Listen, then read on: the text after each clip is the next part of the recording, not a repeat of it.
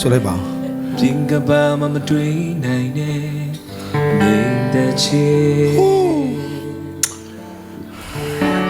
ကိုရောရဲ့မျက်မှောက်တော်ထဲမှာရှိ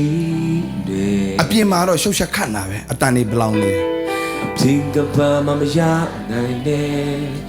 ဝမ်းမြောက်ခြင်းကိုရောရဲ့မျက်မှောက်တော်ထဲမှာရှိတယ်လူအောင်အောင်နဲ့မမီနိုင်တဲ့ကိုရောရဲ့နီလန်တွေ ဝါ လူမျက်စိနဲ့မမြင်နိုင်တဲ့ကိုရောရဲ့ချမ်းစီတွေ ဝါ မျက်မှောက်တော်တဲ့တင်ရှားတဲ့